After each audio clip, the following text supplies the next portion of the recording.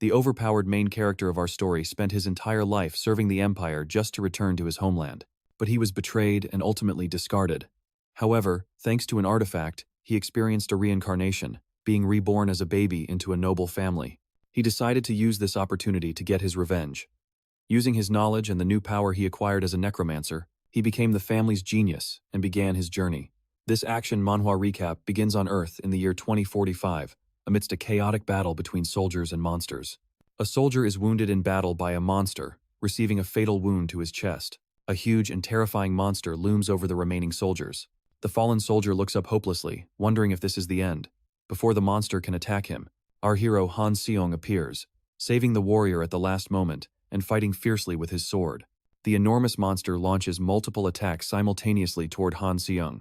Hans Seong is shown skillfully dodging the monster's successive attacks. He avoids a sudden blow that almost hits him and fires his weapon to eliminate one of the monster's tentacles.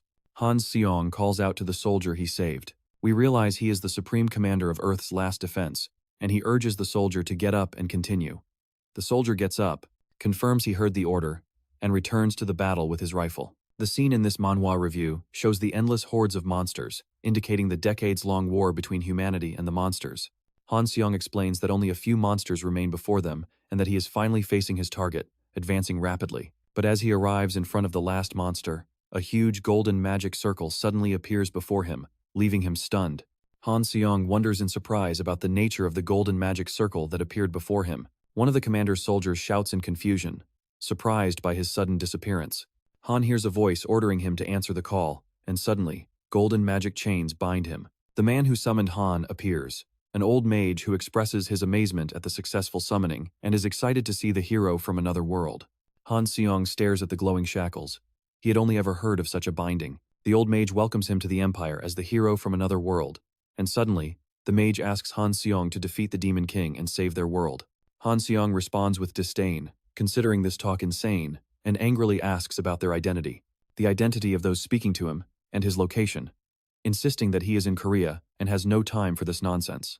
The mage interrupts him sharply, ordering him to be silent. He then activates the magical pax bond, causing Han Seong intense pain that makes him scream. The mage tells him that if he had just listened when asked nicely, the magic would not have hurt him. Han Seong suffers from the pain, thinking angrily that the mage never asked him nicely at all, setting the stage for his future revenge. The mage repeats his request to defeat the evil Demon King and asks him to save the Empire while a sword lies on the ground before him. The mage adds that if Han Seong does this, then perhaps they can return him to his world. He then asks if he will accept their request. Han Seong, left with no other option, accepts. Thus, Han Seong recounts how he was summoned to an empire in another world and began a new battle as a hero. He describes how he fought tirelessly and participated in endless suppression missions. He spent his time cutting down and massacring repeatedly, fulfilling the Empire's constant demands. 3 years passed, then 5, then 10 years as he fought for the Empire against the Demon King's army. He remembers sacrificing his youth to defeat Valor, dreaming every night of returning home, believing he had finally earned his freedom. However, as soon as his mission ended, the same old wizard approached him with a new task. Hansen protested, insisting that this was nonsense and violated their agreement. But the wizard replied that saving the Empire did not end with killing the Demon King. He explained that those who oppose the Unification War must also be eliminated to prevent the rise of rebels, and that only one last threat remained for Han Seong. The target was a dangerous individual named Batil from the Night Nation of Teutonia. The wizard promised that he would be free after eliminating this man. The wizard asked him in a manipulative tone if he would help them just a little longer. Han Seong bitterly thought that he had no other choice. He was just a chained dog and silently cursed them. The scene shifts to the fiery Night Nation of Teutonia, where Han Seong wonders when this slavery will end. In the midst of fighting battle, Han Seong manages to stab him with his sword. Han Seong faces his opponent, Batil, who calls him naive. Han Seong responds that he has no other choice. Han Seong apologizes to Sir Batil, but Batil acknowledges him, mentioning that he is the hero from another world, Han Seong. The wounded Batil tells him as he falls to the ground not to feel sorry because he too will be discarded soon. Han Seong believes it is over and that he can finally return, but suddenly Count Brandenburg appears behind him. Han Seong is surprised. The Count congratulates him on a job well done, but stabs him in the back. Han Seong, shocked, recognizes the man who attacked him. It is Count Brandenburg. The Count praises Han Seong, acknowledging that as the commander-in-chief and holy knight of the Empire, he fought bravely until the end, but mockingly adds that it is rare to see such a loyal housedog. Hansen understands the bitter truth, calling the Count a bastard and confirming that the promise of returning him was a lie. The Count wonders about the usefulness of keeping a housedog that could turn and bite its master. The Count bids farewell to Hans Seong, and as he falls to the ground, he thinks that he knew they wouldn't let him go in peace and curses them all. And as he exhales his last breath and the resurrection gem shines on his chest, Hans Seong vows that he will never forget this humiliation, and that the empire that deceived him will pay the price with its destruction. That night, Hanong closes his eyes while another life opens its own with congratulations to the Duchess on the birth of her son Dale. The Duchess tenderly looks at the newborn, telling him that she is his mother. The newborn Hanong looks at her and the man beside her and feels that the woman seems familiar. Suddenly, he remembers and recognizes the man. It is Duke Jackson, the greatest necromancer and dark wizard of the empire. Hans Seong realizes that this means he is in Necropolis, the greatest necromancer and dark mage of the empire. Hans Seong realizes that this means he is in Necropolis, the center of the empire for black magic, and specifically in the Black Magic Tower. Remember that the Resurrection Stone, which allows for a single reincarnation, had worked. He had secretly hidden it during his days as a housedog, as a way to one day break free from his leash, and the fate of his new birth was left in the hands of destiny. And destiny made him the eldest son of the ducal family Jackson, one of the highest noble families in the empire. The infant smiles happily to have been born with a silver spoon. He secretly promises that once he grows up and learns necromancy, he will annihilate those damned Imperials. Duke Jackson notices that the baby is not crying. The worried Duchess asks the nurse to check him thoroughly, and the nurse says it's unusual and that he is breathing clearly. Baby Dale thinks that, of course, he won't cry. He wonders how old they think he is.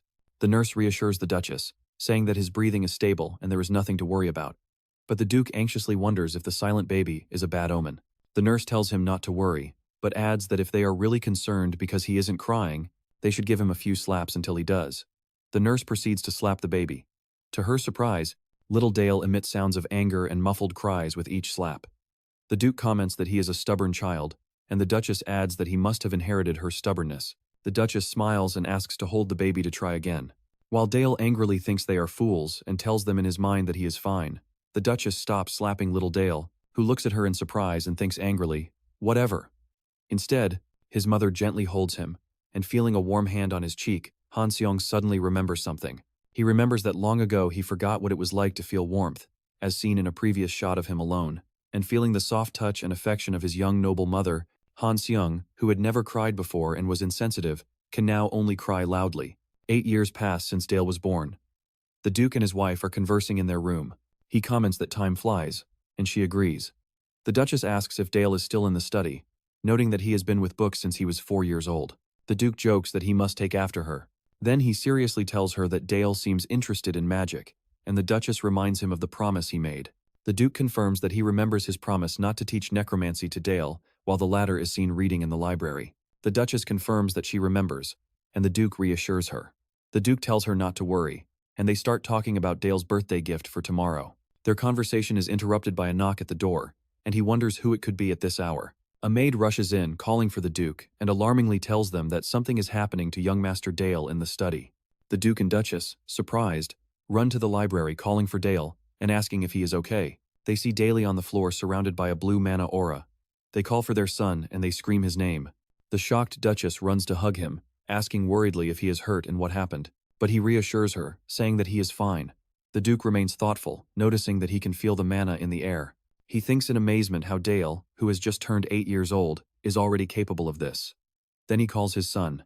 The Duke seriously asks if he was the one who released the mana. Dale goes into internal panic, realizing his mistake and that this will seem strange. Dale thinks that he didn't even know he could release mana so quickly and worries that they might suspect his true identity if he doesn't respond soon. The Duke smiles, pats Dale on the head, and says, "This is my boy." He adds that it's a shame he can't teach him. Dale is surprised, thinking that he can't learn necromancy from his father, and worries about his revenge. The Duchess asks Dale to return to his room, assuring him that the servants will clean up the mess.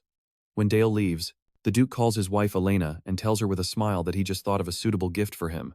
Later, at Dale's birthday banquet, the nobles gather, commenting that all the nobles from the Black Duke's region are here.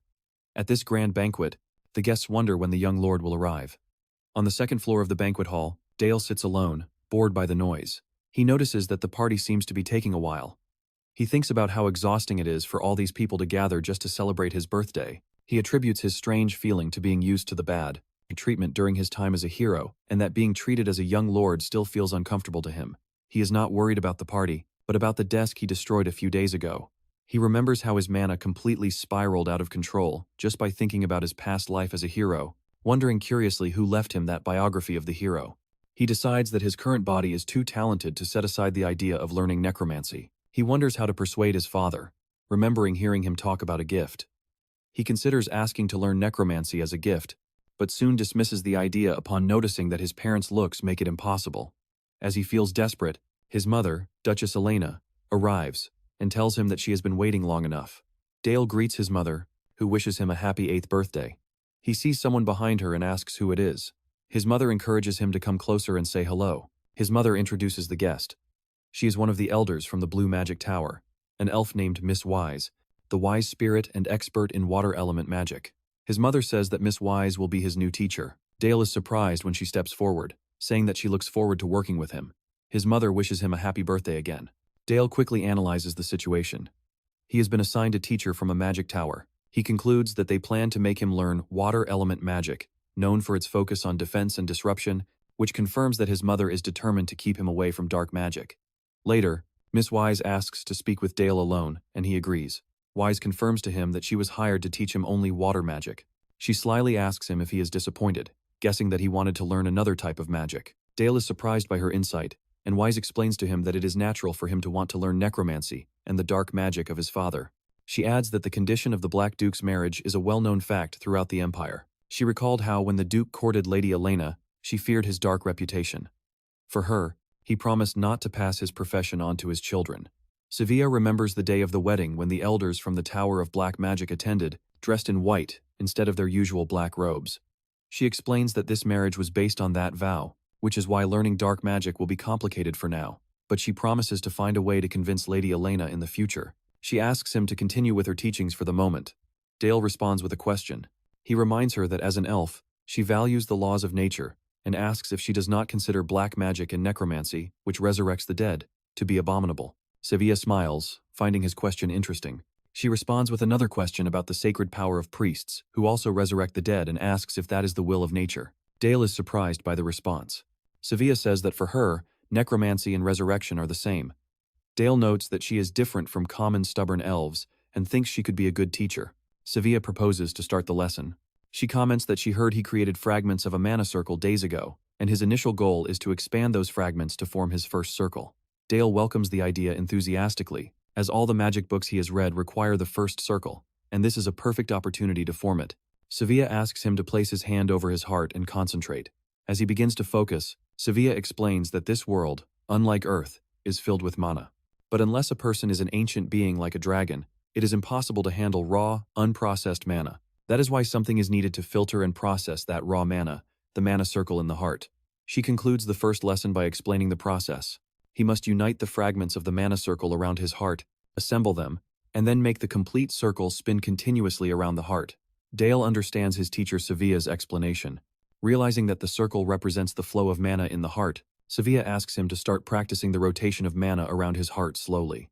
Sevilla says this usually takes a month and advises him not to rush, but Dale interrupts her. Dale hesitantly says he thinks he has succeeded, and Sevilla looks at him in astonishment. Sevilla wonders, surprised, if a child just starting his training can form a complete circle so quickly. She realizes that this is only possible if the child has celestial talent. Sevilla asks Dale to release his magical power through the circle he made. Dale agrees, as Sevilla reflects that an ordinary child would struggle just to push the mana through the circle.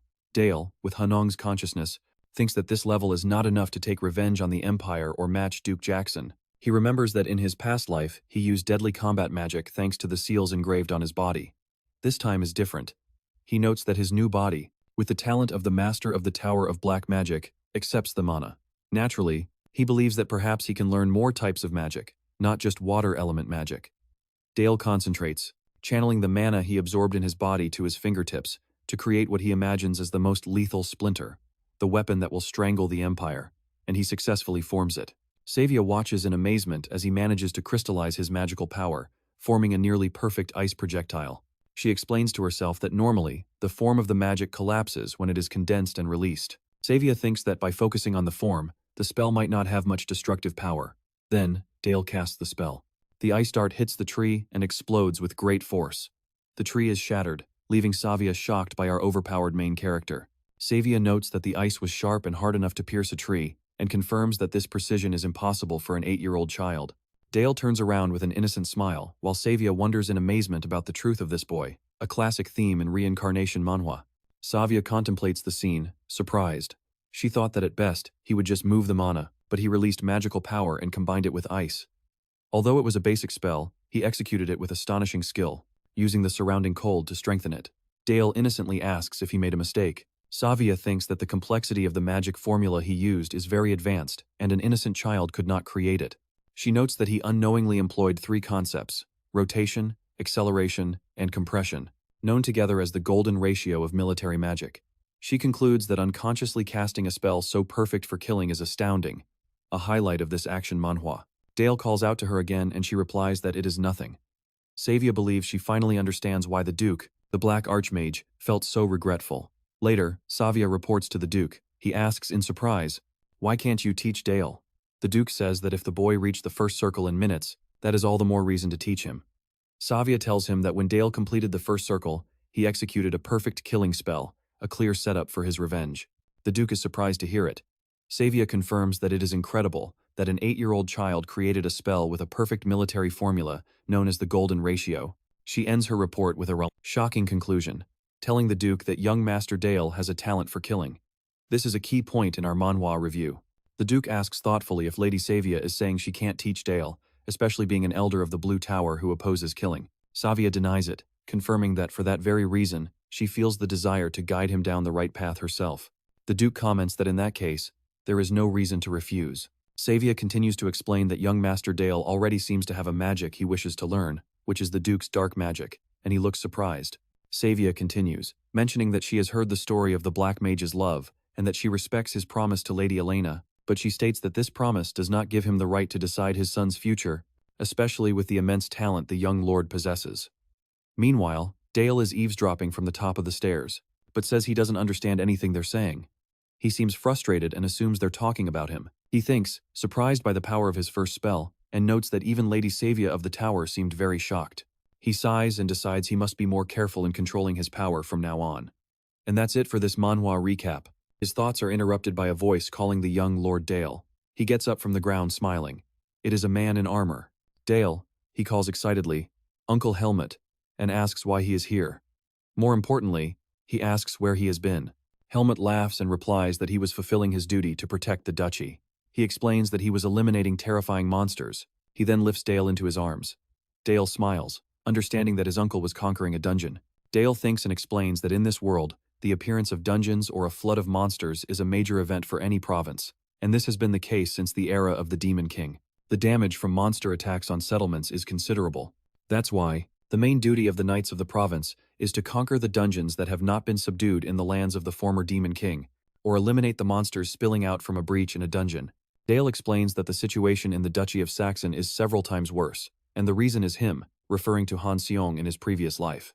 Dale explains that after defeating the Demon King in his past life, the Duke of Saxon was ordered to subjugate the monsters in the lands of the Demon King, which were granted to him as a fief, and turn them into imperial lands. He describes it professionally as delegating the dirty work. Back in the present, Dale asks Uncle Helmut not to get hurt. He is moved to hear the young lord's concern. At that moment, the Duke arrives, and Dale calls to his father. Helmut greets the Duke, who thanks him with a smile for his hard work in the campaign. Duchess Elena arrives, wondering why everyone is gathered. Dale wonders what his mother wants. Elena calls out to Dale excitedly, telling him she heard he reached the first circle, describing it as something incredible while pampering him. The Duke also smiles and congratulates Dale, telling him that if there is anything he wants, he should tell his father. Immediately, Dale hesitates, wondering if asking to learn necromancy would seem too clever. He thinks of a typical wish for a child his age. Then Dale suddenly says he wants a little sister. The Duke and Duchess are surprised and blush. The Duke responds hesitantly and embarrassed that he will try. Dale encourages him. Captain Helmut is outside the tower laughing, while one of the knights asks him to stop laughing at Dale's strange request.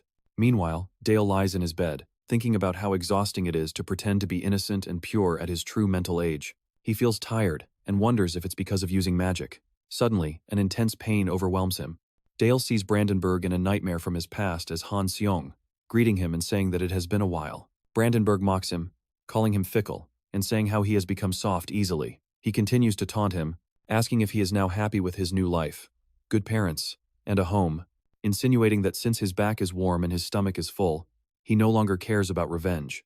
Then his face twists into a sinister smile, warning Hans Seong that the Empire will find him and assuring him that they will relentlessly seek him out until they eliminate him and erase all traces of him from this world. Dale wakes up suddenly, gasping as he sees the mana exploding fiercely around him. He clutches his chest in pain, feeling as if his heart is about to burst.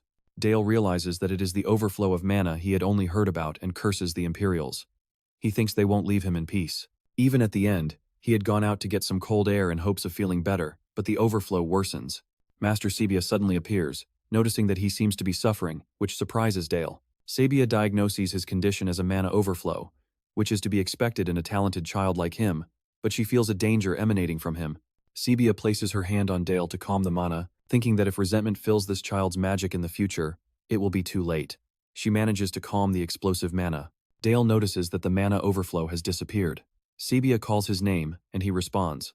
Sabia explains to him that the essence of magic is a mirror of the heart, so the properties of the same spell differ depending on the caster. She tells him that his magic carries an innate talent for taking lives, a very dangerous talent, and by saying this, she hands him a book, and for this reason, Sabia feels fortunate to be the one who can teach him. Dale is shocked to see the book, realizing it is about necromancy spells.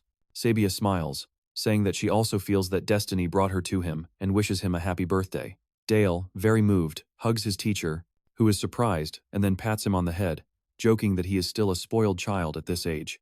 Days later, Dale and Sabia go to the plains outside the North Gate. Dale asks about the rabbit. Sabia confirms that it is there, and asks him to remember the times he hunted with his father. Dale prepares. Dale focuses on the rabbit and casts a deadly ice spell on it. Sabia watches him, noticing that even though he just took a life, there is no tremor in his fingers. She calls him, thinking that even with the same magic, each sorcerer's style is unique. The wise teacher continues her lesson addressing what happened with the rabbit. She asks Dale if he knows why his fingers didn't tremble when taking a life. He is unsure, so she explains to him that magic, in essence, is like a mirror reflecting the mind. What is in the heart of the caster materializes with mana particles. That's why magic always shows the user's inner thoughts. Dale listens in silence. Sabia continues, explaining that even the names of spells like Firewall are just a means to fix the imagination with a clear mental image, and that magic in the different towers is no different from this principle. The red tower values order through power, while the blue tower values order through harmony. She points out that the philosophy of each tower is reflected in the way their magic works. She mentions that there are more towers like the black, white, and green, each with its philosophy. Suddenly, she stops and tells Dale that this lesson is premature for him, leaving him confused. Sabia teaches the basics of necromancy. She turns a corpse into a zombie, using the rabbit he killed earlier. She explains that this magic raises corpses using mana so that the sorcerer can control them. Dale applies the lesson, connecting magical threads to the head, spine, and knees of the corpse. Dale manages to control the flow of magical energy, and his master praises him.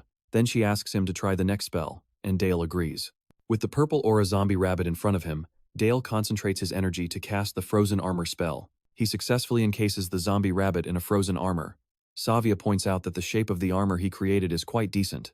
She smiles and tells him it's time to test its defensive capability, and prepares to cast her own ice spell. Savia launches an ice beam at the armored rabbit. The armor blocks the attack before shattering, and Dale feels happy about his success in stopping his master's attack.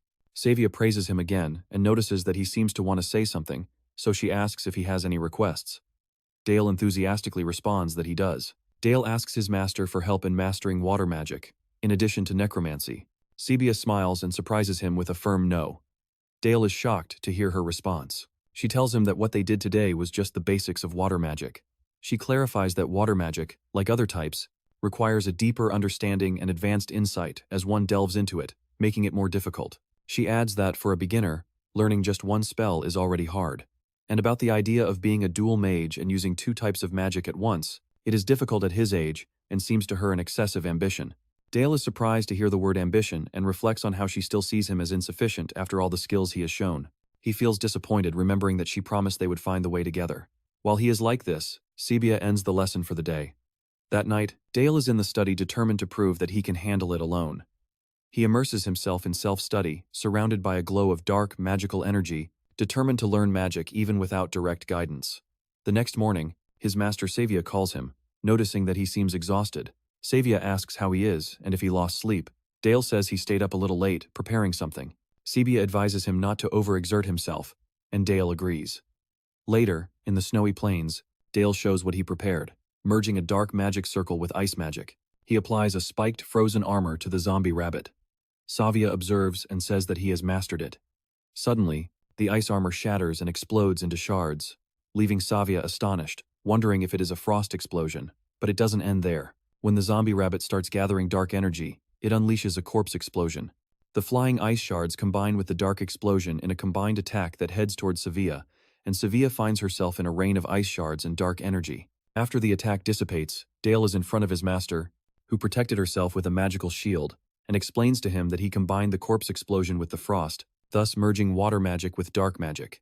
With a confident smile, holding a ball of ice in one hand and one of dark magic in the other, he asks if this is enough to be a dual mage. Savia is left speechless in the midst of the destruction, thinking that this is an attack style she has never seen before.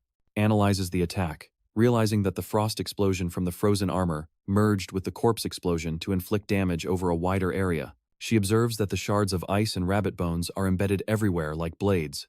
She concludes that this technique seems made only for killing. It's like something made by someone who spent their entire life in battle. Savia worries about the inner world of this child. Dale notices her silence, but suddenly turns, calling out for Sir Helmet. The helmeted knight approaches on horseback, greeting and welcoming the young lord and Lady Savia. Dale asks if he has just returned from clearing another dungeon. Helmet replies that this time, they faced a small group of monsters. He adds that the Black Cavalry had some difficulties. The Black Cavalry is famous as the invincible knights of Duke Saxon.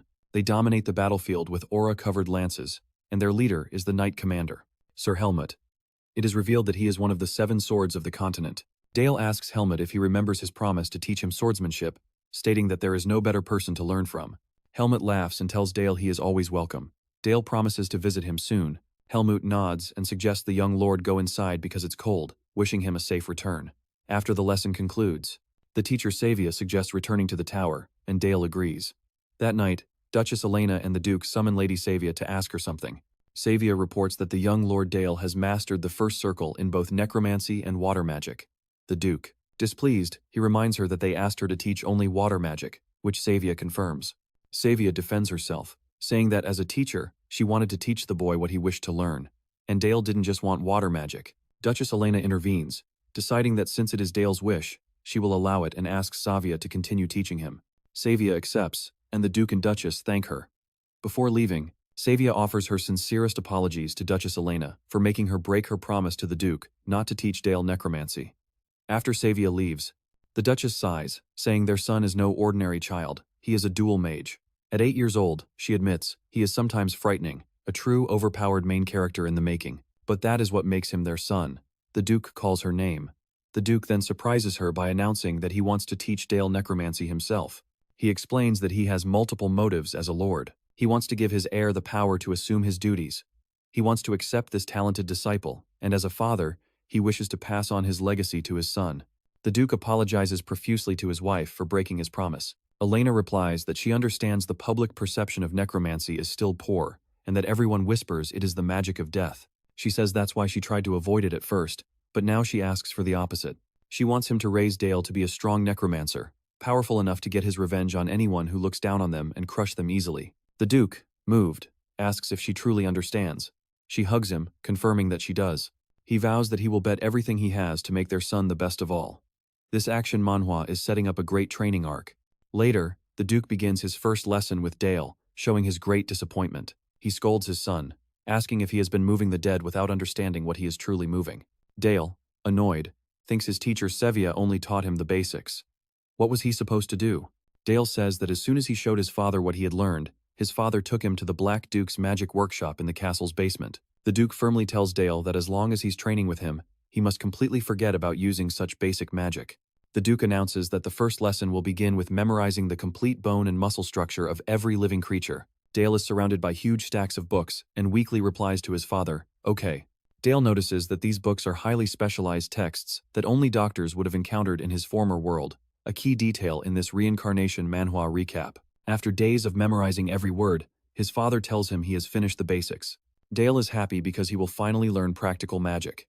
The Duke says the real lesson begins now. They are standing before a goblin's corpse, and Dale is surprised. The Duke smiles, seeing his son's confusion. The Duke says that a novice mage can only move a swordsman's corpse like a simple zombie, while an expert mage can create a death knight from a common soldier. The Duke points to the goblin's corpse and comments that now they have an undead soldier. He then challenges Dale, asking, "How will you move it, Dale?" Dale tries to move the goblin's corpse, but he notices it's more difficult than the rabbit's. The goblin, being bipedal and having more bones, requires more complex mana thread connections. He struggles greatly to control the corpse, which moves slowly and stiffly. It feels as if he's handling a complicated puppet. Dale wonders if it was a mistake to use rigor mortis magic to increase the corpse's defense, as the joints and muscles are too stiff to move, and he's left not knowing what to do. The Duke intervenes, telling Dale that accelerating rigor mortis to strengthen the corpse was a good idea, but the problem is that it severely limits its movement. The Duke tells his son to watch. He then controls the corpse with an aura of dark magic. Dale is surprised to see how easily his father animates the corpse. The Duke comments that the rib cage protects the internal organs. He asks, since the dead don't need to protect their internal organs, why keep it the same? The Duke quickly transforms the corpse, turning the rib cage into sharp blades and claws. He tells his son that to become a truly overpowered main character in this kind of action manhwa, he must understand the structure of the creature before him. Then, you change its form to suit your purpose. He concludes that this is the basis of dark magic. Dale calls out to his father in admiration. Dale then asks his father about the philosophy of the Black Tower. The Duke responds with a truth. He explains that the truth is always in death, and so they must understand the weight of life to reach that truth. As the Duke places his hand on Dale's shoulder, a painful memory from his past life, as Hans Seong flashes back, where a man knelt before him amidst the flames, begging the great hero to spare him. Hans Seong ignores the pleas and raises his bloodied sword to kill him. This memory sends a shiver down Dale's spine. The Duke notices his pale face and asks if he's all right. Dale shakes his head and tells his father he's fine. The narration in this manhwa review explains that as Dale's magical abilities grew, rumors spread throughout the empire that Duke Saxon was teaching black magic. The violation of the Duke's vow, his marriage promise, caused a great uproar in noble circles, and the one responsible for this, Dale, became the center of intense scrutiny and attention from many, including the nobles of the empire. The nobles of the empire began to watch him closely. Weeks later, in the training field of the duchy, Dale trains seriously in fencing with a wooden sword against Uncle Helmut. They exchange fierce blows, and Dale manages to make Helmut drop his sword. Surprised, Helmut watches his sword fall to the ground. Helmut laughs, praising the young lord and calling his move impressive. Dale says that a knight like him wouldn't drop his sword so easily. He accuses Helmut of taking it easy. Helmut denies it, insisting that he was practicing fencing and that any normal person would have died from a single blow. Helmut praises Dale's great skill with the sword, lamenting that he is a mage. He adds that since mages are always protected by guards and defensive magic, there is no real need for Dale to train so hard. He asks why he does it. Helmut sees Dale's bandaged hand and suggests he shouldn't push himself to the point of injury. He says that, of course, there is a reason. With a smile, he explains that it would be pathetic if the son of Duke Saxon relied solely on guards and defensive magic. He adds that training with one of the 7 swords of the continent is an opportunity he cannot miss. Helmut laughs, impressed by Dale's response, and says he wishes he had a son like him. Dale smiles, saying he finally receives great praise from Helmut. Just then, Duchess Elena arrives, commenting on his good spirits. Dale greets her quickly. Dale asks why she came to this cold place.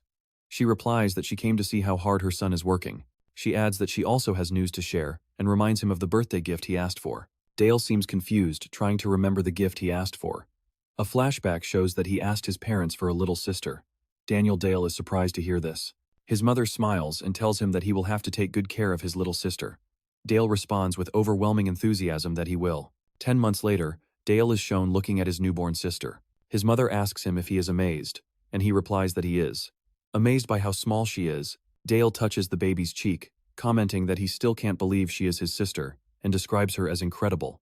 His mother asks if he wants to hold her, and Dale hesitates nervously. His mother encourages him not to back down, and the Duke assures him that it is not difficult to hold her, and that he found it easy when he tried. Dale holds his little sister, and his mother asks what he thinks, saying that she looks like him. Duchess Elena notes, surprised, that the baby cried a lot with her father, but hasn't made a sound in Dale's arms. While the baby smiles peacefully, the Duke asks Dale how he feels holding his little sister. Dale replies that although she is light as a feather, he feels a great weight. The Duke explains that this is the weight of life, and advises him never to forget this feeling. The Duchess reminds her son Dale that it is time for his lesson, and that Miss Savia is waiting for him. The scene shifts to the snowy plains, where teacher Savia tells Dale that today they will have a practical training duel. Dale asks with doubt if he can attack her, and Savia encourages him not to hesitate and to use everything he has. Dale agrees and begins to prepare a magic circle. Savia also prepares, thinking that she will see how much he has improved. Dale initiates the attack by launching a large ice bolt towards his teacher Savia. Savia easily receives the attack, catching the ice bolt and breaking it, saying that it is too slow for an initial move. She provokes him by holding a fragment of ice. While Dale remains shocked by her reaction, Savia surprises him by forcefully throwing the fragment at him, shouting for him to raise his defensive barrier. The ice impacts the ground, causing an explosion where Dale is. Dale gets up thinking that if he hadn't blocked the attack, he would be seriously injured. Savia watches him, admiring how quickly he cast the ice shield spell to protect himself. Savia says that his performance was excellent and asks him to try again. Dale responds by focusing on a new magical ice wall. Dale places his hands on the ground and executes the spell, commanding the ice wall to rise. Savia is surprised by this move, wondering why he is using a defensive spell like the ice wall in the middle of a duel. Savia observes that Dale has meticulously reinforced the ice links, making it as dense and strong as steel. She wonders why he would choose this defensive move, considering that he might need a breather after his previous attack. But behind the wall, Dale was preparing a new ice explosion, the shattering formula. He then commands the wall to explode. The enormous ice wall explodes, and Savia realizes with astonishment that the explosion is designed to launch ice fragments in all directions, and finds herself in the line of fire. Dale celebrates the success of his attack, thinking about the spell he just unleashed. It was a composite spell, an extremely hard ice barrier that he compressed, and then applied explosive magic to. He explains in his thoughts that by first strengthening the molecular links of the ice and then compressing it, he transformed it into a grenade. Dale confidently watches the rising smoke, thinking that this time his teacher won't be able to dodge the attack. Sees his teacher's figure in the smoke and asks worriedly. He then shouts her name anxiously upon seeing her body freeze and shatter. The real Savia suddenly appears smiling behind the ice statue that resembles her, asking if he called her. Dale is surprised, realizing that what he saw breaking was just an illusion. Savia praises his great skill, while a cut appears on her cheek from the attack. She admits that she never thought a mage with only the first circle could injure an elder of the towers. Dale quickly apologizes, insisting that he didn't mean to hurt her. Savia assures him that she knows, adding that she is actually grateful for the wound he caused her today, leaving him very confused. Teacher Savia says that she appreciates the wound and asks Dale if that doesn't show that she trusts him to show his strength. Savia kneels, saying that as a teacher, she couldn't be happier. Dale asks if it's true, and she replies that it is, calling him her great student. Savia pats Dale's head, amazed by the creation of such an impressive magic formula. Dale says all the credit goes to her teachings. Dale remains silent, seeing that his teacher is lost in thought. Then the Duke asks Lady Sebia about the cut on her cheek. She explains it's a wound from her inexperience during a lesson with the young lord. Praising the spell's sharpness, the Duke expresses that he always feels indebted to her. Sebia insists that teaching a talented student is a pleasure. The Duke takes the opportunity to ask her for another favor. She tells him to speak freely. The Duke informs her that an orc horde has crossed the mountain range and entered their lands. Although it's a minor incursion that a small unit of knights could handle, he has decided that Dale will participate in this battle. She immediately objects, saying that the young lord is not ready. The Duke clarifies that he isn't asking him to excel on the battlefield, but that it is the duty of the Saxon family to ensure the territory's safety. He states that as the eldest son, Dale is no exception and must understand this duty. While Sebia worriedly wonders what to do, the Duke informs her that he will grant his personal artifact to Dale and asks her to guide him so he can control that power. It is explained that the artifact possesses immense power and a will of its own, and can be used by sacrificing life or mana. The greater the power, the more difficult and dangerous it becomes, and in extreme cases, it can cause death. The Duke says that the Saxon family has controlled these powers for generations. The scene changes to the front of the castle's artifact armory. The Duke asks Dale, as the eldest son, if he shouldn't prepare for the upcoming battle. Dale is surprised to hear the word battle, but then gets excited realizing he's finally going into battle. The Duke confirms that he will join the force to defeat the orc horde. He opens the armory door, telling him that first, he must learn to control the dark power of the Saxon family. Dale is impressed by the armory filled with artifacts, and his father tells him they are from the Demon Lord's domain that they manage. He adds that they are relics obtained from reclaiming the Demon Lord's domain since their ancestors' time, and should not be compared to ordinary tools. Dale perceives the magical power emanating from them. The Duke confirms that each one is dangerous, and warns him not to touch them carelessly before learning to control them.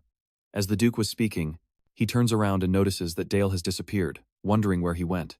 Dale had already gone inside, thinking that he needs a suitable artifact. Suddenly, he hears the voice of an artifact calling to him, saying it feels hatred in him and wants revenge. Other artifacts join in, asking him to choose them to destroy his enemies, while another calls him a coward and demands he use it to tear them apart. He realizes that these artifacts with dark power are resonating with the grudge he carries, but he rejects them all in his mind, believing that none of them satisfy him and that he needs something much stronger. He stops upon noticing a cloak beside him and wonders how long it has been there. Dale recognizes the cloak that appeared next to him. Realizing it's the Shadow Cloak, he remembers it was a high-level artifact used by Duke Berta, the commander of the Demon King's army, whom he faced in his past life. The cloak could manifest shadows, making the fight against it very difficult. Excited, he decides to put it on immediately. But his father shouts his name, warning him at the last moment. He ignores the warning, and as he puts it on, his consciousness is taken to a dark space where he hears a voice screaming inside him non-stop. "I'm hungry." Outside, the Duke observes the scene, commenting that it has begun.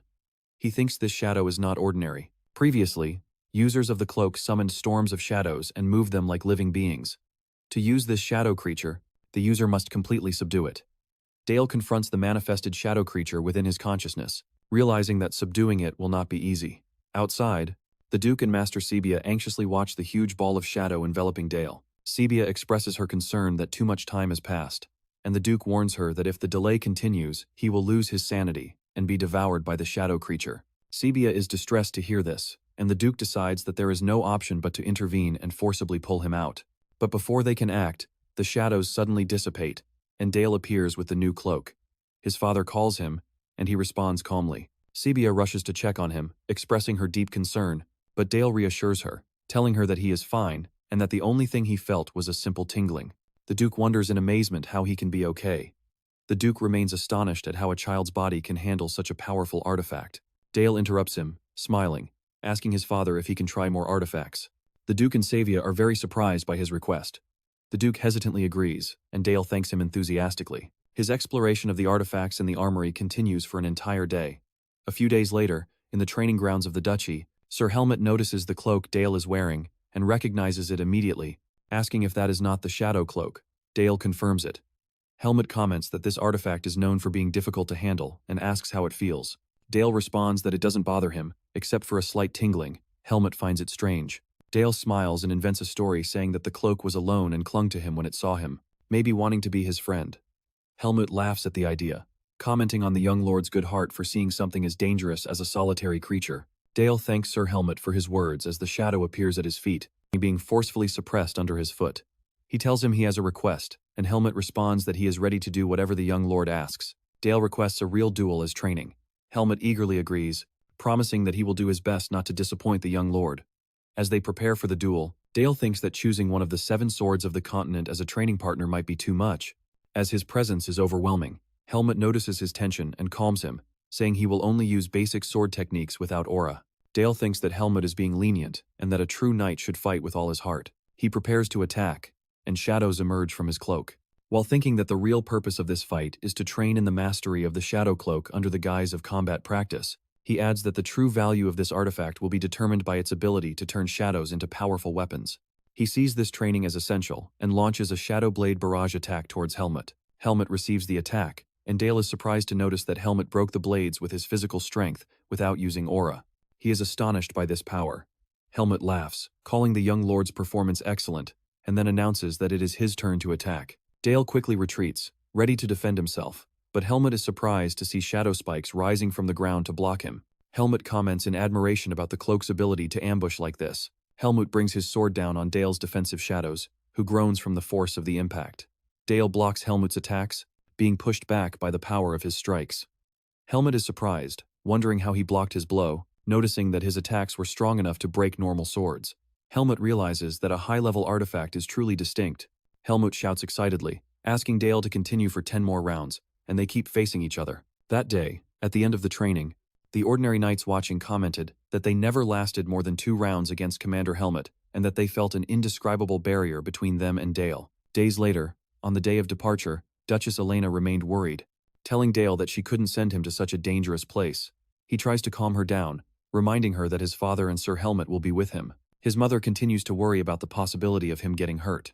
He tells her seriously that he must become stronger to take on the responsibility of the Duke's family. One day he sees his little sister Lise sleeping and says that he needs experience now so that when the time comes, he can protect her, their father, and their mother. He asks his mother to let him become strong to protect her.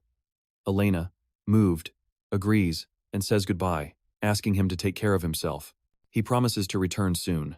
That morning at the temporary base, Sir Helmut informs the Duke that the troops are ready to depart. The Duke asks Dale to give the order to march, and Dale is surprised. His father explains to him that the Black Cavalry, the pride of their family, will be the force that Dale will lead one day. The Duke says that these men are already his knights. Dale realizes that they are not his father's knights, but his, and that this is his first battle.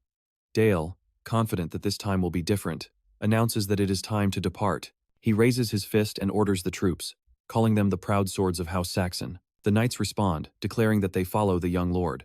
The units are ordered to take positions. It is explained that the 250 knights will join the elite guard in the White Mountains, the Guardians of Winter. The battle plan is explained. The horde of orcs that must be subdued consists of around 1,000 individuals. The orcs have crossed the upper part of the Saxon River, escaping from the cold and hunger, and will soon head towards the lower part of the river. The plan is for the Duke's forces to cross the lower course first for a surprise attack. The only way for 250 men to cross a deep river quickly is with magical assistance. Master Sabia steps forward and asks everyone to move aside, announcing that she will create an ice bridge. Dale thanks her, grateful that she came to help in the battle despite her creed of peace and non-violence. Sabia creates a massive ice bridge over the river and tells the troops that they can now cross. The Duke thanks her, and Sabia wishes him victory. Dale bids farewell to his master and rides off on his horse. She watches him ride away with a smile, reflecting on how she has a student who causes his master so much concern. Shortly after, at the orcs' temporary base, the Winter Guard's archer unit ambushes them and launches flaming arrows into the camp. The explosive arrows rain down on the orcs, causing chaos and destruction. An orc screams in rage amidst the flames. Sir Helmut orders the Printo 2nd and 3rd Knight battalions to attack in a wedge formation. Helmut asks for Dale's opinion as he rides alongside him. Dale observes that the horses are advancing at 40 kilometers per hour. He adds that the combined weight of the knight and horse gives them incredible acceleration. He concludes his analysis, stating that the couched lance tactic, using a 3 to 4 meter lance supported by the knight's aura, makes it impossible even for orcs to stop them. The knights easily break through the orc ranks, and Dale comments that the battle is completely one-sided. The Duke nods, confirming that this is the true power of the duchy's knights. Helmut warns the young lord not to let his guard down, saying this is only the beginning. The fierce battle rages on between the knights and orcs. Helmut explains that the ambush was successful, but it wasn't enough to wipe them out. The plan now is to retreat, regroup, and then finish them off with successive attacks. The signal for retreat is given, and the troops begin to pull back. As the knights pull back, the orcs are left confused. 2 orcs roar, and one hurls a spear at a knight lagging behind. The knight is wounded in the arm, and the spear pierces his horse's neck, causing the knight to fall from his mount. Dale stops and watches the fallen knight. Helmut coldly remarks on his bad luck for getting hit during the retreat. The Duke considers the knight's fate sealed, noting that their army has now suffered a casualty. As Dale wondered if that meant the knight was as good as dead, the Duke adds that a proud sword of House Saxon has been left vulnerable to the enemy. Dale quickly turns his head, wondering why they are just standing by and watching. He sees an orc rushing to finish off the wounded knight and realizes that if he rides down the slope, he'll be too late. He closes his eyes and focuses, deciding he has to pierce the orc's thick hide from his current position. He thinks to himself that an orc's hide is tougher than other monsters, so the current magic formula needs to be modified.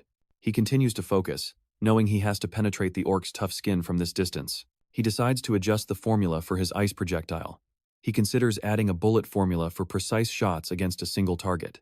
He also decides to add a rifle formula to support the bullet and improve its efficiency. He extends his hand and casts the new spell, a beam of ice with the properties of a modified rifle. The ice projectile shoots forward, instantly piercing the head of the orc that was attacking the wounded knight. The orc falls dead, and Helmut, from his position, notes that the accuracy was high despite the distance. From the horse, down the hill, Sir Helmut calls out, surprised, wondering where he is going. Duke Jackson stops him, ordering him to leave it alone, which surprises Helmut. The Duke smiles, thinking that Dale created a unique formula at such a young age and with such lethal power, which means that Dale's inner world might already be complete. Dale reaches the injured knight and notices that the orcs have gathered again. He realizes 2 problems. First, the knight in front of him is panicking and cannot get up.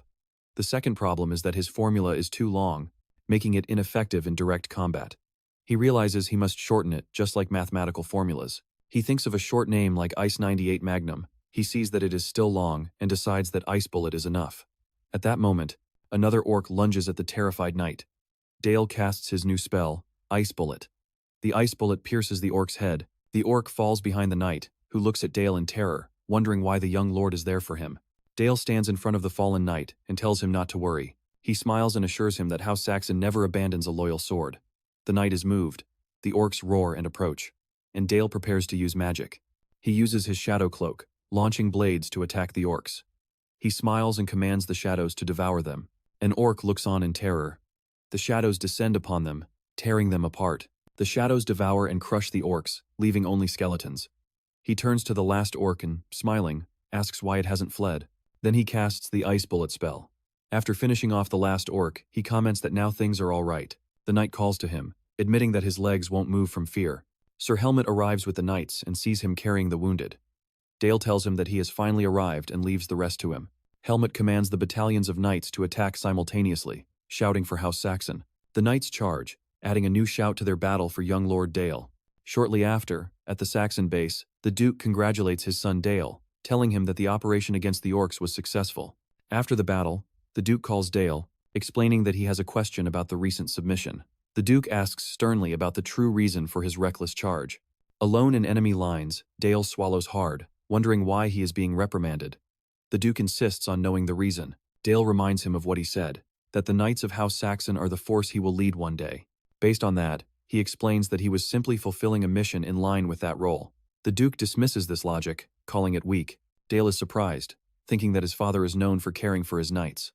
Wondering why he is acting this way now, Dale decides to ask his father why he, the Duke, just watched while one of the duchy's knights died. The Duke says that the northern front of House Saxon, which borders the Demon King's lands, suffers many monster attacks, and the knights fighting there do not expect anyone to come to save them.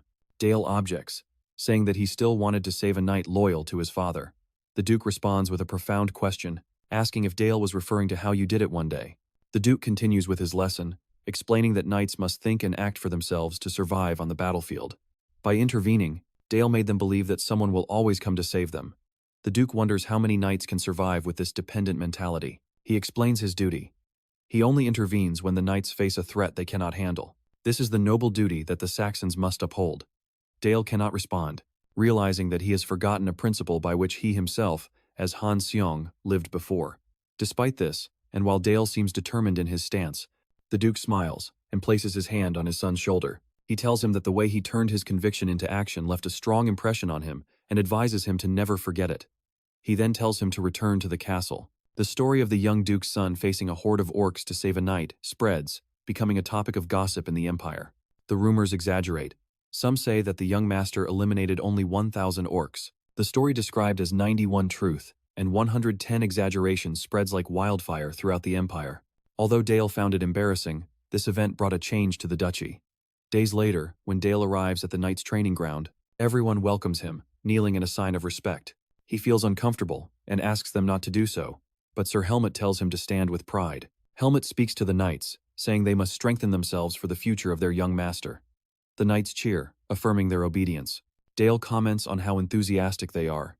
A maid named Eve approaches him. Eve informs him that the guests from House Erlahar Hart are arriving. He thanks her and goes to receive them. He reflects on how they will be welcoming these special guests. It is revealed that the guests are from the warrior house, Erla Hart, which was a great noble family in the kingdom of Teutonia, led by the god of the sword, Batil. The introduction to the warrior house Erlhard continues, explaining that when the empire waged its unification war, the kingdom of Teutonia fell, and with the death of the god of the sword Batil, the family collapsed. Back at the castle, Dale notices that Sir Helmet seems thoughtful. He approaches him, assuming he is thinking about the god of the sword, who guided Helmet on the path of knighthood. Helmet admits it leaves a bitter taste in his mouth. The Duke notes that Dale arrived on time and must have been training, which Dale confirms. At that moment, a servant announces the arrival of the guest, and the Duke orders that they be shown the utmost respect. Two ladies enter, Vanessa Earlyheart and her young daughter Charlotte. Bowing, the Duke praises their arrival without escorts. Vanessa Earlyheart introduces herself, humbly greeting the Duke of Saxon. The Duke welcomes them. Vanessa introduces her daughter Charlotte early. Charlotte murmurs in annoyance. Mother. Dale questions her reaction. Suddenly, Charlotte yells at her mother, asking why she is bowing to them. Vanessa, in panic, calls her daughter. As Vanessa tries to silence her daughter, The Duke calmly intervenes, appreciating that they must have had a long and tiring journey. The Duke asks Dale to accompany Lady Charlotte and show her the castle, and he agrees. He extends his hand to show Charlotte the way, but she pushes it away and yells at him not to touch her. Dale is shocked while the Duke and Duchess with their baby watch in surprise. Charlotte mocks the imperial nobles, calling them rude. Vanessa shouts at her daughter and orders her to apologize to the young lord. Charlotte ignores her and storms out of the room while Dale calls her, asking her to wait. After Charlotte slams the door, Vanessa apologizes profusely for her daughter's rudeness, explaining that she is not usually like this, but she is reacting strongly due to something recent. Duchess Elena asks what happened. Vanessa explains that recently Count Brandenburg, a holy knight, was appointed inspector of their lands. She continues by saying that Count Brandenburg is known both for being a master of the Holy Sword and for his nickname, the Pig King, who is obsessed with having a talented heir, coveting any noble sword and forcing himself upon them. She adds that he does this even if the young girl is underage. She reveals that they barely managed to escape before he approached her daughter, but those memories cannot be easily erased. She admits she would do anything to protect her daughter, but as a fallen noble, she has no power. She pleads with the Duke to accept her daughter Charlotte as a maid in the Saxon house so that Brandenburg can never touch her again. Meanwhile, Dale sees Charlotte in the training field and wonders why she is here, assuming that the blood of knights runs through her veins. He asks her if she knows where she is going, and she says no. She asks if his hand, the one she slapped, is okay. He says yes and tells her not to worry. Charlotte feels relieved. Dale notices that she had cried earlier, concluding that she is still thinking about what happened and that, despite her tough appearance, she is still just a girl. Charlotte suddenly turns and unsheathes her sword, saying that then he must fight her. She orders Dale of Saxon to draw his sword. Dale is surprised, thinking that this girl Charlotte does whatever she wants. Charlotte challenges him to a duel. Dale asks why, and she responds that she has heard rumors. Charlotte mentions that she heard he is incredible, having defeated 1,000 orcs alone and rescued a fallen knight. Dale thinks to himself that the story is not exactly like that and feels embarrassed by the exaggeration. She continues by saying that by defeating him, who is said to be unmatched in the Empire, she will prove to the whole world that she is stronger and will show that she can protect her family from that man. Dale wonders who she is referring to. Charlotte mentions the name, the Swordmaster, Count Brandenburg.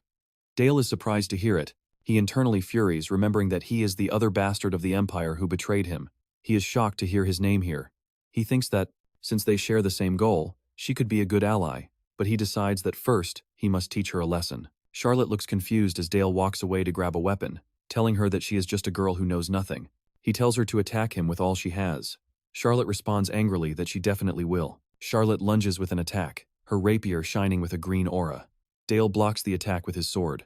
The confrontation continues with rapid strikes. Dale keeps blocking her attacks easily. He analyzes her style, noticing that every time he blocks her attack, she uses a quick wrist movement to launch a counterattack. He also realizes that she uses a minimal amount of aura. He concludes that she uses aura to control the rapier that is too large for her body. He thinks that just like mages generate mana from circles, knights surpass limits by gathering aura in their bodies. He blocks another strike, thinking that blood does not lie. As expected, blood does not lie, referring to her family legacy. The fierce battle continues, and Charlotte keeps attacking. Charlotte smiles confidently, thinking that if this is all his level, then she has the advantage. Charlotte recalls her memories. Her father died before she was born, and her mother told her stories about him every night. Her mother told her that she must protect the family as the proud daughter of the god of the sword. She thinks of her sword that never stopped. Even when her homeland fell and her family collapsed, she wonders, annoyed, why this boy Dale always blocks her. Charlotte feels that something is not right. She attacks again, but Dale stops her sword with a perfect parry, leaving her surprised. He makes a quick move, disarming her as her weapon flies from her hand. Her sword falls to the ground, and Charlotte kneels, wondering how it is possible that she, the daughter of the god of the sword, cannot win. She approaches him. She looks at him with tears, and he tells her that the reason is that she is not the god of the sword. He explains that the pride she has as the daughter of the god of the sword is not wrong, but he firmly tells her that as she is, she will not be able to protect her family from that man. He assures her that the sword of Master Swordsman Brandenburg is much stronger even than his. Dale. Now Charlotte cries. Upon hearing this, Charlotte asks, still heartbroken, what she should do? Dale stands in front of her and says that he, Dale of Saxon, will wager the name of the ducal family and will be the guardian of the Earlyart family. Charlotte is surprised to hear this, and he continues with his offer, explaining that until she is strong enough to defeat Brandenburg, he and the Saxon house will be her protective shield. Charlotte asks him why. He replies that her sword, her talent, is worth all of this. Then he asks her to swear to become a sword for him and for the Saxon house. Charlotte smiles slightly, saying that she would not refuse such an offer. She kneels before him reverently, declaring in the name of Charlotte Earlyhar her oath on her honor as a knight. The narration states that although it may seem like a simple promise between children, the determination was worthy of being called an oath. Later that day, in the office of Duke Saxon, Dale tells his father that, at the request of Lady Vanessa of Earlyhar, Miss Charlotte is now a lady-in-waiting for the ducal family. The Duke mentions that Charlotte accepted quickly, which was surprising, and asks what happened between them. Dale replies that he promised in the name of the Saxon house to protect the Earlyhart family. The Duke asks his son if he used the family name out of pity for their circumstances, which Dale denies. The Duke asks, "What does Dale seek to gain from this?" Dale explains that Charlotte is the only descendant of the God of the Sword, and her talent, as expected, is exceptional. It reveals that he obtained a loyalty oath from Miss Charlotte, and that what he seeks to acquire is a sword god to be used for the benefit of the Saxon house. The Duke smiles, admiring Dale's plan. Dale, with a cunning smile, thinks that having the sole heir of the sword god is a good blow against that bastard from Brandenburg. The scene changes to Malborg, the former capital of Teutonia, where Count Brandenburg screams in fury, breaking his furniture. He angrily wonders how they dare to take the first step while one of his subordinates apologizes. He scolds them, calling them stupid fools, and wonders how they failed to catch a brat. The subordinate explains that they sent assassins, but it seems they were eliminated before reaching Shona's land. They assume that Charlotte Earlyhart is the one who finished them off. Brandenburg calls them useless and walks towards his sacred sword Durandal. He remembers past days. He approaches his sacred sword Durandal. He describes the sword as his beautiful fiancée and asks it to wait a little, promising that he will bring the perfect lineage to succeed him and use this sword at any cost. He orders the Thieves' Guild to be summoned and to send someone to the Duchy of Saxony. He declares that he will pay any price, even 1,000 gold pieces, to bring that filly Charlotte before him. A week passed since Charlotte swore loyalty. She settles into the Duke's castle, noticing the great difference from her home in Teutonia, and undergoes intense training as a lady-in-waiting. Daily training with Dale is also part of her routine. Sir Helmut, who supervises, asks them if they are ready. Dale says yes, and Charlotte feels. Helmut smiles and starts the duel. They immediately begin to face off. The training continues with a quick exchange of blows. The duel between Dale and Charlotte goes on, and Sir Helmut watches them, wondering if this is really a duel between children. He admits that their level is not that of knights, but he feels a murderous intent and terrifying speed from them. The duel intensifies, and Dale uses his cloak to distract Charlotte. Charlotte is tense but presses on, launching a precise attack at Dale. Helmut suddenly intervenes, stopping Charlotte's attack and also restraining Dale before he can counterattack. He praises their excellent performance and tells Lady Charlotte that she did well.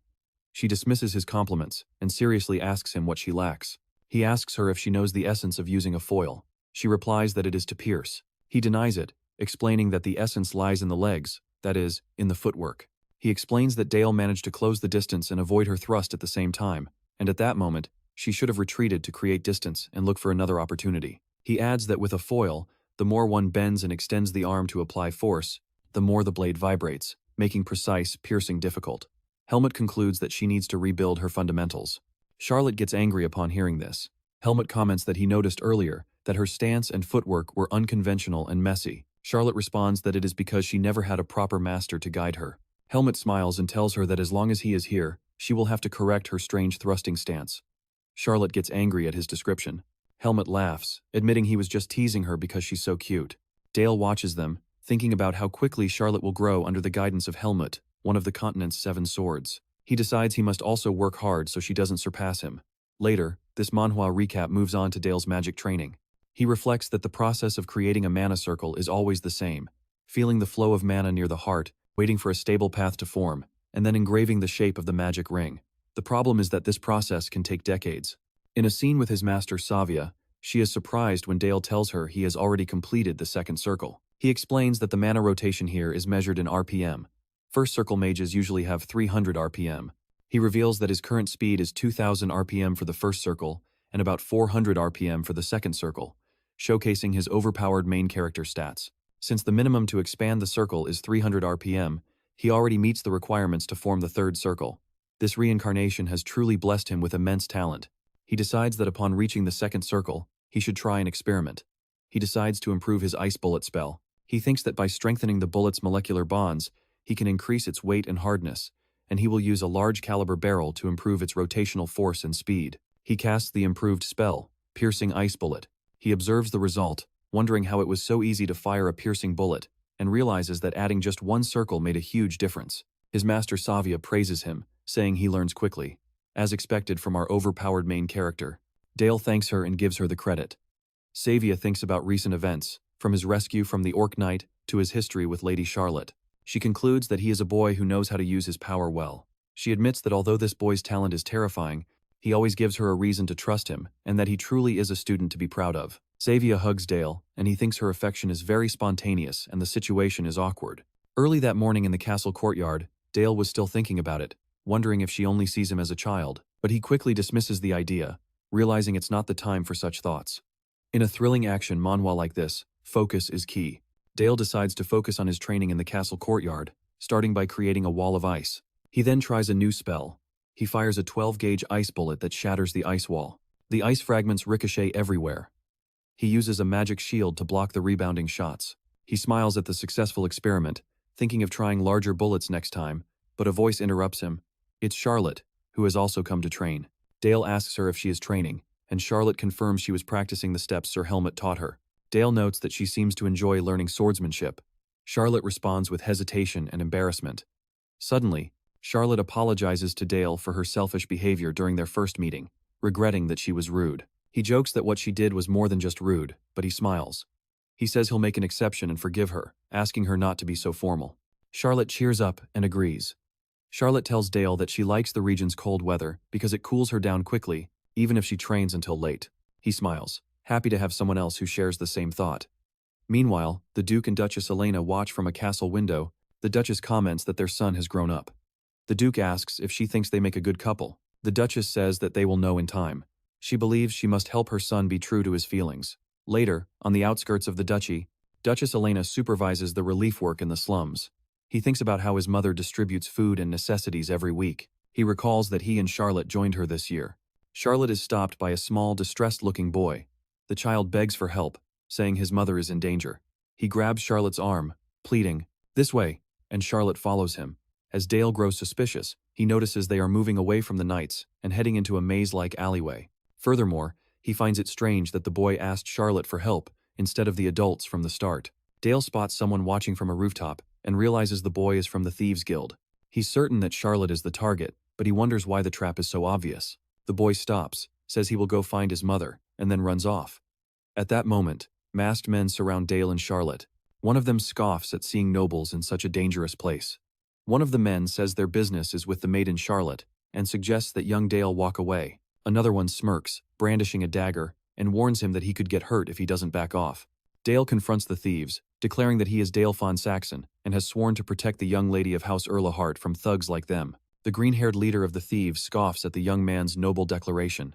He remarks that it would have been better if Dale had considered the time and place. He says it seems Dale needs to learn about the cruelty of the world. Charlotte worriedly whispers to Dale that she left her sword behind. He reassures her and tells her not to be afraid. He thinks to himself that this is the perfect opportunity to test the new ability of his shadow cloak. The thieves attacked Dale and Charlotte from all directions, looking to end things quickly, giving Dale the perfect excuse of self-defense. One thief notices a strange wind as Dale's shadows surround them. The leader angrily yells at his men to get back. Dale notes the leader's sharp senses, assuming he is a high-ranking thief, and then launches his attack. He uses a new skill he obtained upon reaching the second circle, implanting a shadow creature like a parasite into one of the thieves. The thief screams in agony as the creature burrows inside him. The terrified leader wonders what kind of magic Dale is creating. The infected thief transforms into a grotesque, undead soldier, screaming, "I'm hungry." The leader orders his frightened men to kill that thing, but he himself hesitates, realizing they are in a tight spot and that one mistake could cost them their lives. He launches into the attack himself. He boasts that in this alley, even if two oracles were to gather, they couldn't stop his fangs, his gleaming daggers. Dale blocks his attack with shadows and prepares to counterattack. The thief leader curses the situation. Dale unleashes a magical blast like a double-barreled, 12-gauge shotgun. Several magical shots erupt from his hand, striking the leader squarely. The leader is thrown backward by the force. Charlotte watches in awe as Dale stands in the middle of the alley while the undead shadow soldier continues to attack another thief. He notices the leader didn't die in one hit and assumes it's because of his aura-covered body. The injured leader gets up, screaming that it's not over yet, and charges, shouting, "Die!" Dale unleashes his shadows, which slice the leader in half before he even gets close. The undead soldier shouts, "I'm so hungry," as it tears apart another thief's body.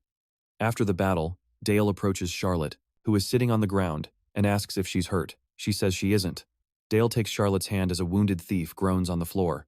The thief tries to escape, so Dale shoots him in the foot with an ice bullet. The last thief begs him for help.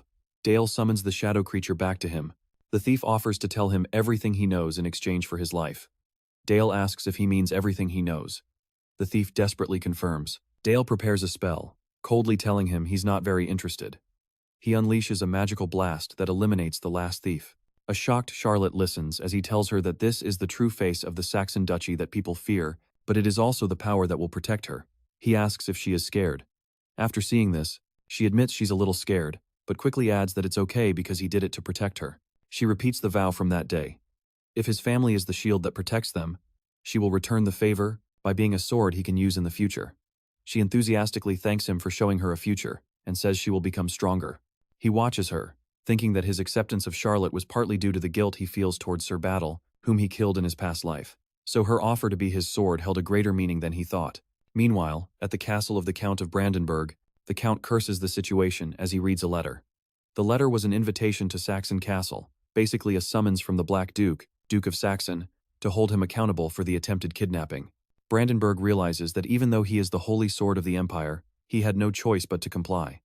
Days later, Count Brandenburg arrives at Saxon Castle. The Duke, on his throne with Dale beside him, welcomes him, mentioning the arduous journey. He adds that he didn't expect his prompt arrival and apologizes for the somewhat sparse welcome. Brandenburg sarcastically replies that nothing is more urgent than the Duke's call. He thinks angrily, calling Dale and Charlotte cunning brats. The Duke continues, pointing out the great concern in the Empire over the recent kidnapping attempt in broad daylight on his lands. He adds that he can imagine why he was summoned. He wonders with disdain how he, the Emperor's faithful sword, could be entangled in such an indecent matter. As he speaks, a dense, dark aura begins to emanate from the Duke and spreads throughout the hall. Brandenburg is shocked. A follower asks, "Why is there wind?" As the shadows surround them, Count Brandenburg's knights are terrified. As the shadows begin to envelop them, the knights cry out to the Count for help. Seeing that his Holy Magdalena Knight Order has been defeated without resistance, Brandenburg recognizes the powerful dark magic. It is Duke Saxon who casts an advanced dark spell called Rill's Storm. The Duke addresses Count Brandenburg, the Sword of Sanctity, and orders him to kneel and stay still. Brandenburg angrily protests, asking, "What is the Duke doing?" The Duke calmly replies, asking if he didn't hear him. Then he warns him that there won't be a next time. Brandenburg curses silently as he kneels, fearful of the Duke's powerful magical aura. He reflects that although the Black Duke has his own reasons, he never expected to experience such a level of humiliation. The Duke sitting on his throne reminds him that he was summoned for the sake of peace. He then issues a direct threat, vowing to slaughter every member of the Brandenburg family. If the Count ever tries to harm the children of Saxon again, he expresses his sincere hope that the Count takes this warning seriously. He suddenly changes his tone, inviting the exhausted Count to warm himself. With a sarcastic tone, the enraged Brandenburg replies that he appreciates the Duke's generosity, but he apologizes because given the circumstances, it is difficult for him to stay any longer. The Duke dismisses him, wishing him a safe journey back. Dale observes the situation, thinking that Brandenburg is one of the Emperor's most loyal followers. What his father did to this man, who is close to the Emperor's faction, will be the spark that shakes the Empire. Dale understands that it will start as a small spark, but it will soon become a flame. He believes his role is to cut off the head of the Sword of Sanctity. When word got out that the Sword of Sanctity had knelt before the Black Duke, the Duke was already in his office. The Duke and the Wise Master are standing there. Savia is horrified.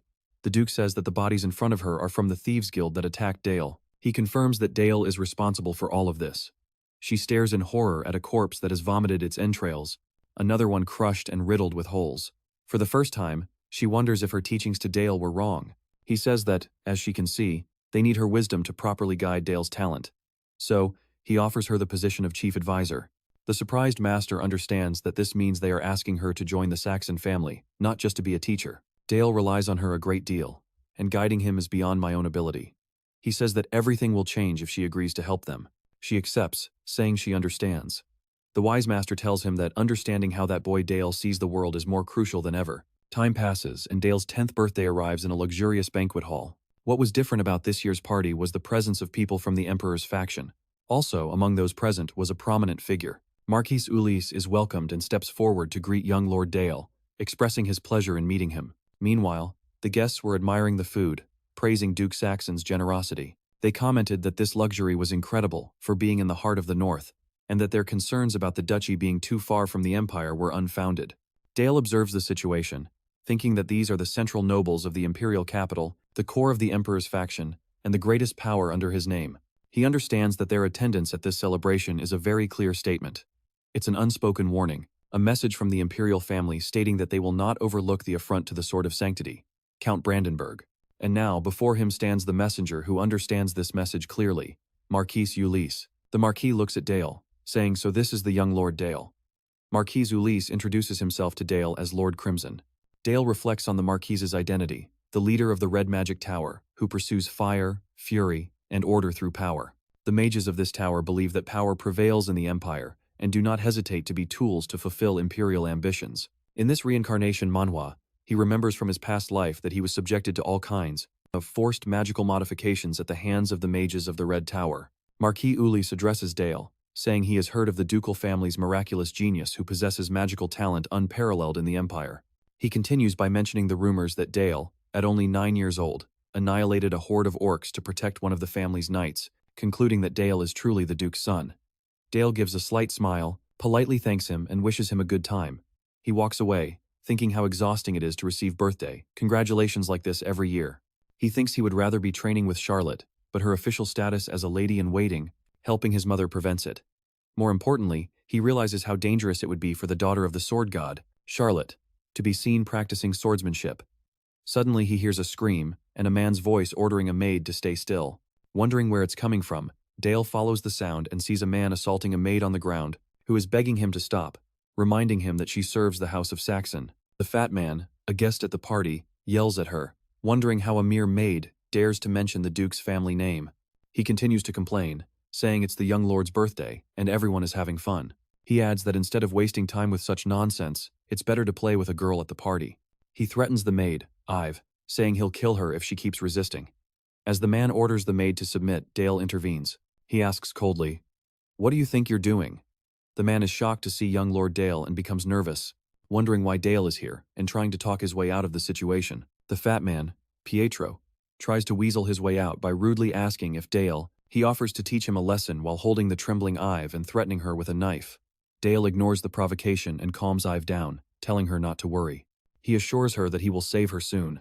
He thinks that in this class-based society, Pietro would never imagine that he, a noble, would attack him, an imperial guest. He takes advantage of the hesitation and casts an ice spell, hitting Pietro. Pietro falls to the ground, while Dale thinks that he won't back down recklessly, but he also notes that attacking the Emperor's man is not a good idea. Pietro gets up angrily, asking, "What is the meaning of this, Dale?" He coldly orders him to kneel. He yells at the surprised Pietro, repeating for him to kneel and apologize to Miss Ive. He clarifies that Miss Ive is part of the House of Saxon. Pietro protests, reminding him that he is here in the Emperor's name and that insulting him to protect a mere maid is equivalent to. Dale cuts him off with a sarcastic question. Does His Majesty the Emperor? Pietro is shocked and accuses him of daring to say such a thing. Just then, Duke Jackson, Marquis Ulysse, and the other guests arrive. Marquis Ulysse smiles, saying this is an interesting show. The Duke asks his son, Dale, the reason for the commotion. Dale explains that Pietro tried to assault a maid from the House of Saxon. One of the nobles sarcastically asks Dale if he's treating Sir Pietro with such contempt for such a trivial reason. Pietro seizes the opportunity and complains to the Duke about the immature young lord.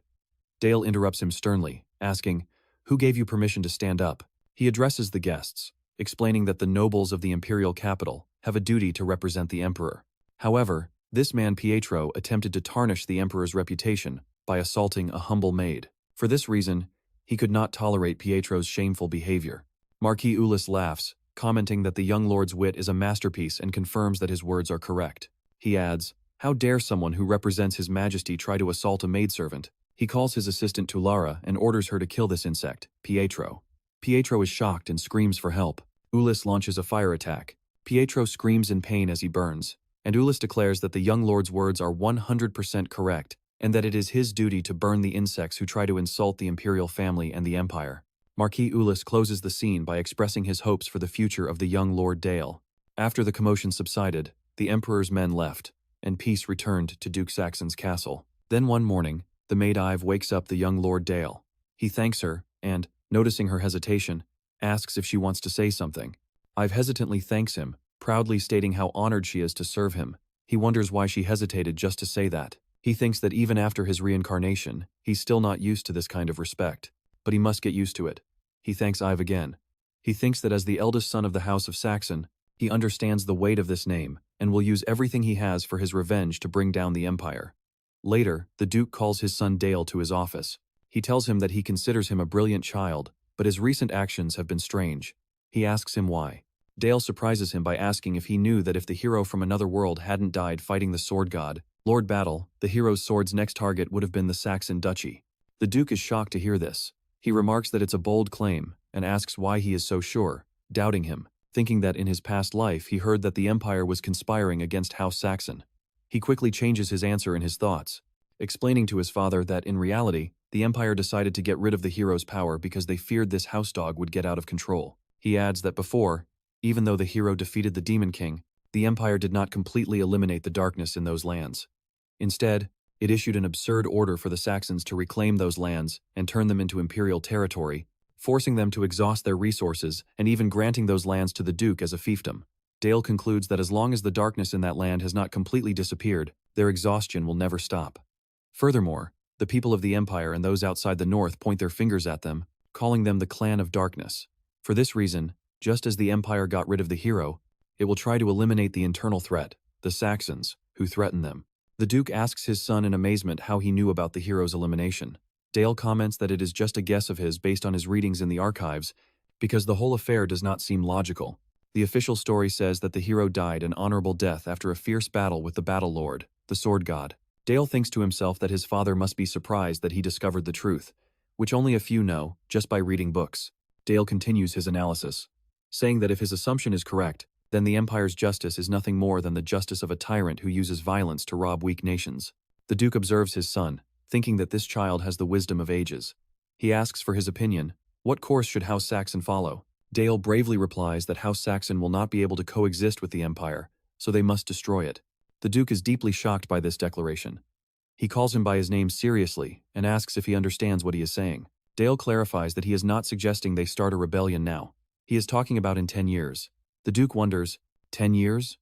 Dale continues to explain to his father, clarifying that even today there are still resistance forces across the continent that desire independence.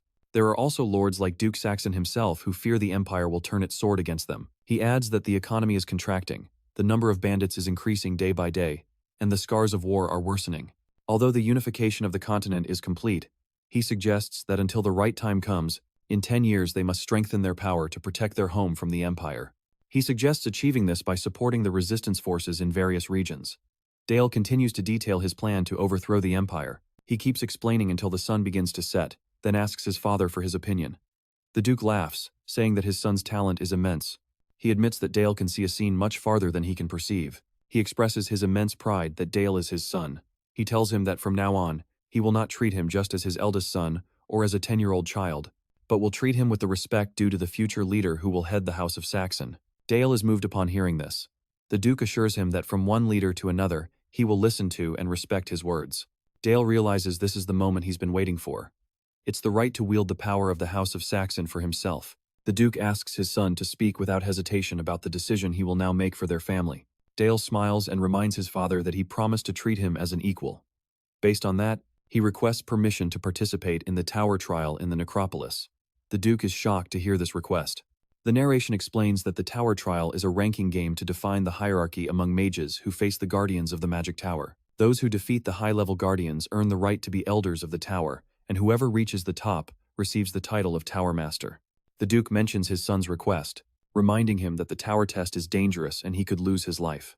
He adds that it is too soon for Dale, who has not yet finished the third circle, to attempt it, but Dale confidently responds that he will soon reach the third circle. The Duke points out that reaching the third circle typically does not happen until the mid-20s, and even for Dale, who has already mastered the second, it remains difficult.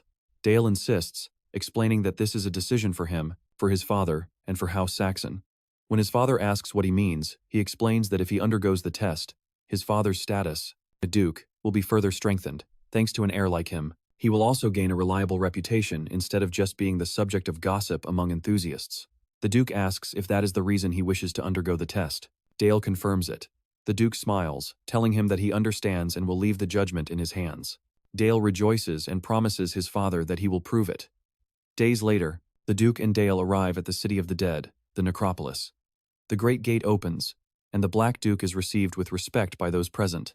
Dale yawns, thinking that perhaps he overdid it this time, referring to his tiredness. The people in the necropolis notice the arrival of Duke Saxon and Lord Dale. One wonders if the rumors are true that Dale is a magical genius, like the Empire has never seen, while another comments that Dale looks miserable and tells him not to doubt his words. The crowd continues to whisper, and someone sarcastically comments that they heard Dale's sword skills compete with those of the Duke's knights, calling him pathetic. Felix, the top graduate of the academy, declares that he is the one who deserves to win this test, not the Duke's brat, Dale, who looks weak. Dale and his father arrive at the tower. A woman named Iris greets him, paying respect to the master of the tower, the Duke. The Duke greets Iris, who offers her loyalty to Lord Dale. It is revealed that Iris is an elder of the tower and the general secretary who oversees the affairs of the tower when the Black Duke is absent. The Duke tells his son that Iris will assist him during the test, and he agrees. He tells her that he will be under her care. She responds that, of course, and asks him to follow her. Iris takes Dale to a large hall, explaining that 59 graduates from the academy will take the test with him. Dale observes the hall filled with competitors. Iris welcomes everyone, introducing herself as the general secretary. She explains the test of the first floor of the Black Magic Tower, asking them to check the life point pendants around their necks. She says that the test is a battle royale to steal life points. Each pendant has a shield spell for protection and 1 life point. If a contestant lands a valid hit on an opponent using the corpses scattered in the area, the opponent's pendant will be destroyed. The shield will activate, and they will be eliminated. The successful attacker will earn an extra point, and whoever reaches 3 points will advance to the next floor. Additionally, using artifacts is prohibited and considered cheating, leading to immediate disqualification. Dale thinks that these rules quickly filter out the novices. The contestants murmur about Dale, calling him a monster. They wonder how he reached the 3rd circle at such a young age. Felix proposes to team up to defeat that monster. First, someone doubts the safety of attacking the young lord. Felix dismisses this concern, stating that they are all equal competitors. Once the trial begins, Dai hears him, praises his confidence, and mentally challenges them to see if it's just words. Iris starts the trial. The contestants quickly raise corpses like undead soldiers. Felix sees that Dale remains still, so he sends his undead soldier straight at him, swinging his sword down. Felix is surprised to see Dale's undead soldier block the attack. The attacker is astonished. Noticing that Dale uses water magic, his soldier freezes. He wonders if he has dual affinity, the ability to use 2 types of magic. While his soldier attacks the undead, the contestant screams in fury at how his undead soldier breaks against the other.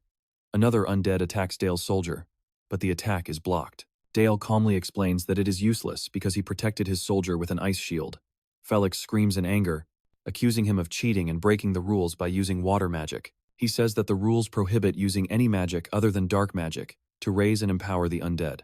Dale asks, calmly, "It's true," he addresses Iris. The observer, questioning if there really is a rule stating that the undead can only be enhanced with dark magic. Iris remains silent. Dale deduces that since the trial did not stop, he is correct. Felix curses in frustration. Felix, the top graduate, shouts at his colleagues, ordering them to block Dale's ice-enhanced undead soldier. Meanwhile, they aim directly at Dale. He claims that he is just an opponent and that they can overcome him with their numbers. Dale reflects that using artifacts is prohibited, so he decides to fight himself and charges at the undead. He skillfully dodges their attacks and takes a sword from one of the soldiers. Then he strikes with a punch filled with black magic. After that, he effortlessly cuts down another undead. A contestant is surprised, wondering how his undead soldier was cut so easily. Felix thinks that Dale's sword is not an ordinary iris.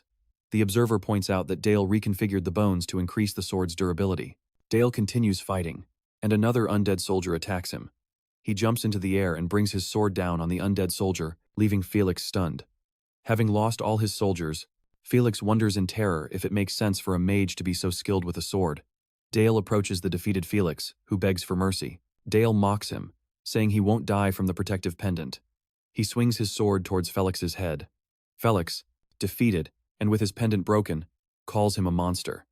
Iris stands up to announce the results. She declares that Lord Dale is the only survivor who passed the trial with 60 points of life, the points of all the competitors. DL thinks to himself that this place will be his first step and that everyone should watch him closely. The scene shifts to the second floor of the tower trial, a test that requires defeating the Guardian. A flesh golem explains in its thoughts that generally the survivors from the first floor unite to defeat this guardian, but he eliminated them all, so he is alone. Unlike the first floor, all kinds of magic are allowed here. Although artifacts cannot be used, he believes this is enough. Does he consider this an opportunity to form the third circle and test his potential? The golem attacks Dale, but he dodges and counterattacks, injuring the golem's arm. The golem is surprised, smiles, and begins to cast a new spell, Accelerated Decay. Iris, the observer, notices that the magic the young lord is casting is not an ordinary spell. The golem's body is corroding from the magic. Arius wonders why Dale preferred to corrupt the target instead of dismembering it. Dali contemplates the accelerated decomposition magic he cast on the golem, thinking that in his past life, biological warfare was a key strategy, along with firearms when facing monsters. He wonders while wiping the blood from his face if observers like Iris realize that the horrors of biochemical warfare are now being expressed through black magic. That day, Dale completed the test, setting a record by reaching the 10th floor, and was given 4 days of rest before the 11th floor began. Meanwhile, to recover from the unprecedented massacre on the first floor caused by Dale, a rare retake of the test was granted to the other 59 contestants that night. After the test ended, Daniel Dale was alone next to a fountain. The wise teacher calls him, congratulating him on his outstanding performance in the test. He thanks her, attributing his success to what she taught him. Then he surprises her by asking if she would like to go out with him. He clarifies that there is a festival in the city. Savia agrees to go. She thinks he is too young to fully understand what a date means, while he thinks with a sly smile that this is having a dark heart. They arrive at the festival in the necropolis city, filled with celebrations and fireworks. Savia asks Dale if he is tired after the tough test. He says no. He mentions that he has a few days before the next test. Silence falls between them, and Dale says the moon looks beautiful tonight. She agrees, thinking about how difficult it is to maintain the conversation. She thinks that the silence with Savia was never uncomfortable, perhaps because she always trusted him completely, and for that reason, he felt he wanted to get closer to her. He remembers the recent days when he reached the third circle. In that moment, he stumbled upon what Savia always mentioned, the landscape of the mind. To reach the third circle, he had to overcome his limits, releasing mana that exceeded the capacity of the second circle, known as mana overflow. As he did so, he suddenly found himself in a strange place. Wondering where he is, he hears the echo of Savia's voice telling him that he cannot help but show the landscape of his mind. He realizes he is in his mental world, the world of enlightenment. He realizes that his world was empty from the beginning, and in that emptiness, Master Savia was the only one who reached out to him. Back at the festival, Dale looks at Savia and thinks that maybe that's why he desires the master who illuminated his world. Suddenly he declares, "I love you." Savia is surprised and asks what he said. He repeats his confession. Savia smiles, gently hugs him, and tells him that she understands him and that she also cares for him deeply. He thanks her, thinking that this reincarnation, living a second life, really has its advantages. A few days later, at the 11th floor test, Dale thinks that nothing has changed between him and Savia after his confession. He assumes she saw it as a simple, childish crush from a 10-year-old boy. He could do nothing but focus on the next test. Iris explains that this time it's a one-on-one magical duel where the winner ascends to the 12th floor. Dale faces his opponent, Elbert Rosenheim, a third circle master. He tells Dale he won't be lenient just because he's a child. Dale thinks that in this 11th floor test, using all magical power is allowed, and with the artifact restrictions lifted, the health point pendant doesn't fully ensure the contestant's safety. Elbert, Dale's rival, believes that without restrictions, he will show him the vast difference between them. With all his power, he warns him to be on guard in this duel. He says he's not like the recent academy graduates Dale fought before, and that the young lord's confidence ends here. He launches a dark arrow attack, firing a volley of magic arrows at Dale. He dares him to stop this attack, continuing to mock him, saying Dale's confidence won't get him far, and launches another series of attacks. Our overpowered main character, Dale, dodges the attacks gracefully. He thinks that Elbert cheated by casting an offensive spell before the duel officially began. However, no one stops the fight, concluding they are curious to see his abilities. He thinks this is a world built on absolute merit. He silently curses the mages. As Elbert seizes the opportunity, he shouts, ordering his creations to rise and swear eternal obedience to him, and encourages the bloodthirsty progeny of darkness. Dale watches the scene, bored, thinking he feels embarrassed just watching it, wondering where his opponent learned that ridiculous chant. He admits that Elbert's skill surpasses that of those beginners. Dale continues to dodge the attacks of the undead that Elbert summons. This infuriates Elbert, who asks him how long he will keep dodging, claiming he can't win just by running away. He asks if that's all he's got and orders one of his undead soldiers to self-destruct. He declares that victory is his. Suddenly, Albert realizes Dale has disappeared, wondering since when and where he went. Dale appears behind him, sarcastically asking if he doesn't think cheating against a child is cowardly. Albert looks confused. Dale admits his surprise attack was clever and uses the spectral form, an ability from the Cloak of Shadows. He warns his opponent that he is still far from defeating him. As Dale's shadow creatures begin to hum, showing their immense hunger, they ask if they can devour Albert. He smiles and allows them to proceed, but warns them not to overeat. The shadows attack Albert, who screams in pain. Dale comments that the shadows seem a little excited because they were hungry. Albert begs for mercy. Dale orders the shadows to retreat. Albert faints and Iris declares Dale the winner of the first round. Dale asks who the next mage is for the second round. The next contestant withdraws, saying he just wants to live. The countdown for the third round begins. From then until the final match, Dale advanced automatically by default, except for one match that required a fight. Afterwards, our overpowered main character Dale refined and mastered his 3 magic circles and began to defeat the floor guardians one by one. Upon reaching the 20th floor, a worthy opponent finally appeared. The guardian was the Headless Knight. This knight, created by an elder of the Black Tower, was an opponent incomparable to anything he had faced before in this action manhwa. The observers say that even for the young lord, this might be his limit. Dale smiles, thinking that if everything were so predictable, it would be boring. The battle between Dale and the Headless Knight begins. The spectators watch in amazement, wondering what is happening. Everyone is stunned to see the Headless Knight kneeling before Dale, who orders it to finish itself off. The Headless Knight stabs itself and falls, destroyed. Dale thinks that this loyalty, which made the knight abandon its role as a guardian, is impressive. Then he realizes he might have gone too far and overdone it. He understands why the spectators are in shock. But for a creation like the knight to betray its master, the Elder of the Tower, and declare loyalty to him, meant that Dale had reached a level similar to that of a Black Tower Elder, a feat he hadn't planned on showing in this manhwa recap. He decides he has shown enough, and it is time to return. He heads for the exit. The observers ask him why he's leaving. He thinks that even though he could keep climbing, there's a line he cannot cross. He realizes that if he climbs any higher, he will transcend the realm of monsters and become something unknown. And so Dale's trial concluded. With the end of his test, the Tower's trials also ended with the arrival of the Tower Master and his son, Dale. The entire Black Tower offered a military salute. Not only the noble families in Saxon, but all the mages in the Black Tower, including the elders, bowed before the Duke and his son. Thanks to the overwhelming achievements of this overpowered main character, the entire northern region slowly began to unite under the Duchy of Saxon. In the Northern Empire, knights are shown fighting and cheering for the young Lord Dale and House Saxon. After completing the Tower's trial, a key moment in this manhwa review, Dale received an order from his father. The Duke's task of leading a campaign against a horde of orcs was a great responsibility for a 10-year-old boy. Not a single person doubted his ability as a commander. As the rightful heir of the Black Duke, Dale gradually began to unite the entire northern region. Later, Dale reports to his father announcing that they have eliminated 145 orcs. The Duke asks about the knight's casualties. Dale replies that there are 3 minor injuries with no other losses. The Duke asks if he used magic to protect them. Dale denies it, stating that the credit belongs solely to the swords of House Saxon. The Duke smiles and praises his work. Sir Helmut comments to the Duke that the young lord has already adapted to leading a regiment-sized unit of knights. Dale humbly replies that the credit goes to Sir Helmut's lessons. Sir Helmut praises him, acknowledging that Dale learned swordsmanship, strategy, tactics, and the art of war from him. He predicts that at this rate, the day Dale leads his own territory in a war of domination is not far off. Dale smiles at the thought of a war of domination, always open to new stages. The scene shifts to Dale and Charlotte training. Charlotte shouts as she lunges, and they exchange rapid blows. The intense duel continues. Dale concludes the training by saying that Charlotte has improved somewhat. Charlotte responds, annoyed that he mentions it so casually. He asks if he upset her that much. She reminds him that he became a third circle mage and cleared the 20th floor of the Tower's trial. She adds that ever since then, she has only heard praise for the young Lord Dale, and asks if he isn't tired of it.